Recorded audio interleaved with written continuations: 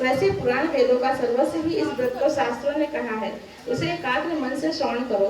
इसी व्रत के प्रभाव से ही तुमने मेरा आभाषण प्राप्त किया है। तुम मेरी परम प्रिया हो, इसी कारण वह सारा व्रत है। मैं तुम्हें सुनाता हूँ। भादों का महीना, शुक्ल पक्ष की तृतीया तिथि हो, हस्त नक्षत्र हो, उसी दिन इस व्रत के अनुष्ठान से मनुष्यों के सभी पाप भस्मीभूत हो जाते हैं।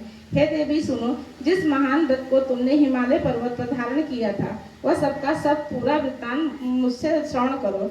श्री पार्वती जी बोली, भगवान वह सर्वोत्तम व्रत मैंने किस प्रकार किया था और यह सब हे महेश्वर मैं आपसे सुनना चाहती हूँ। शिव जी बोले, हिमालय नामक एक उत्तम महान पर्वत है। नाना प्रकार की भूमि तथा वृक्षों से शोभायमान है। अनेकों प्रकार के पक्षी वहाँ अपनी मधुर बोलियों से उसे शोभायमान कर रहे हैं एवं चित्र विचित्र मृगादि पशु वहाँ विचरते हैं। देवता गंधर्व सिद्ध चारण एवं गुहाक प्रसन्न होकर वहाँ घूमते रहते हैं। गंधर्व जन गायन करते रहते हैं।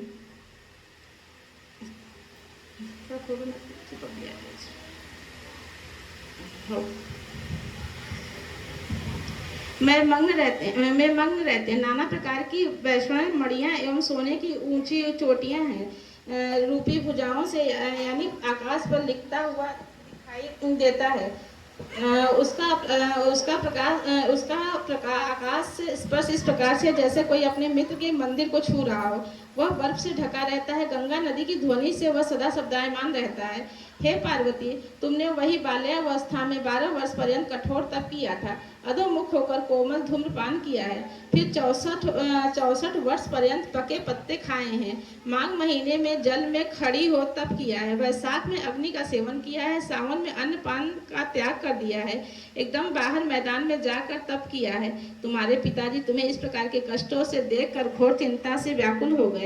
उन्होंने विचार किया कि यह कन्या किसको दी जाए। उस समय ब्रह्मा जी के पुत्र परम धर्मात्म श्रेष्ठ मुनि श्री नारद जी तुम्हें देखने के लिए वहां आ गए। उन्हें अर्घ आसन देकर हिमाचल ने उनसे कहा, हे श्रेष्ठ मुनि, आपका आना शुभ हो। बड़े भाग्य से ही आप जैसे ऋषियों का आगमन होता है। कहिए आपका शुभागमन किस कारण से हुआ। श्री नारद मुनि बोले, हे पर्वतराज, सुनिए, मुझे स्वयं विष्णु भगवान ने आपके पास भेजा है। आपकी यह कन्या रत्न है कि किसी योग्य व्यक्ति को समर्पण करना ही उत्तम है। संसार में ब्रह्मा देवताओं में वासुदेव श्रेष्ठ माने जाते हैं। उन्हें ही अपनी कन्या देना उत्तम है। मुझे तो यही सहमति है। हिमालय बोले,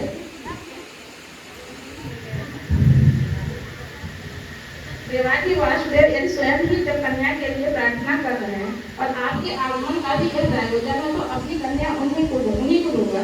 यह सुनकर नारद जी वहाँ से अंतर्ध्यान होकर चतुर गदाधारी से विष्णु जी के पास पहुँचे। नारद जी बोले, हे देव, आपका विवाह निश्चित हो गया है। इतना कहकर देवर्षि नारद को चले आए और इधर हिमालय राज ने अपनी पुत्री गौरी से प्रसन्न होकर कहा, हे पुत्री, तुम्हें वरुण ध्वज वासुदेव की प्रति देने का विचार कर लिया है। पिता के इस प्रकार के वचन सुनकर पार्वती अपनी सखी के घर गई और अत्यंत दुखी होकर पृथ्वी पर गिर पड़ी और विलाप करने लगी। उन्हें इस प्रकार विलाप करते सखी ने देखा, पूछने लगी, हे देवी, तुम्हें क्या दुख हुआ है, मुझसे कहो, और तुम्हें जिस प्रकार से भी सुख हो, मैं निश्चय ही वही उपाय करूंगी। पार्वती जी बोली, सखी, मुझे प्रसन्न करना चाहती हूँ तो मेरी अभिलाषा सुनो। हे सखी, मैं कुछ और चाहती हूँ, मेरे पिता कुछ और करना चाहते हैं। मैं तो अपना पति श्री महादेव जी को वर चुकी हूँ। मेरे पिता इसके विपरीत करना चाहते हैं। इसके लिए प्यारी सखी, मैं अब अपनी देह त्याग कर दूंगी। तब पार्वती के ऐसे वचन सुनकर सखी ने कहा, पार्वती, तुम घबराओ नहीं। हम दोनों यहाँ से निकल के ऐसे वन में पहुँच जाएंगे जिसे तुम्हारे पिता जान ही नहीं सकेंगे। इस प्रकार की आपस में राय करके श्री पार्वती जी को वह घोर वन में ले गई। तब पिता हिमालय राज ने अपनी पुत्री को घर में न देखकर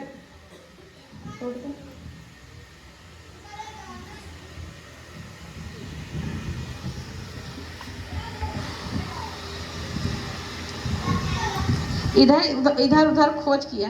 ढूंढा किंतु वह न मिली। तो विचार करने लगे, मेरी पुत्री को देव दानव किन्नर में से कौन ले गया। मैंने नारद के आगे विष्णु जी के प्रति कन्या देने की प्रतिज्ञा की थी, अब मैं क्या करूँगा। इस प्रकार की चिंता करते हुए मूर्छित होकर गिर पड़े।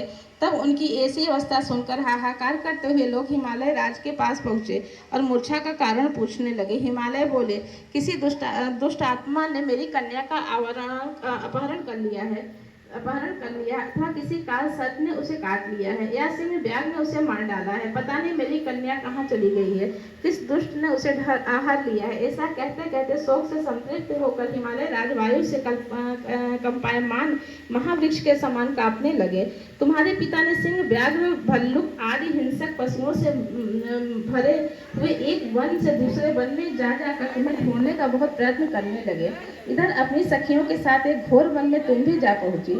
वहां एक सुंदर नदी बह रही थी, उसके तट पर बड़ी गुफा थी जिसे तुमने देखा। तब अपनी सखियों के साथ तुमने उस गुफा में प्रवेश किया। खाना पीना त्याग करके वहां तुमने मेरी पार्वती युक्त बालू का लिंग स्थापित किया। उस दिन भादो मास की तृतीया थी, साथ में हर्ष नक्षत्र था। मेरी अर्चना तुमने बड़े प्रेम से आरंभ की, बाजों तथा गीतों के साथ रात को जागरण भी किया। इस प्रकार तुम्हारा परम श्रेष्ठ व्रत हुआ। उसी व्रत के प्रभाव से मेरा आसन हिल गया। तब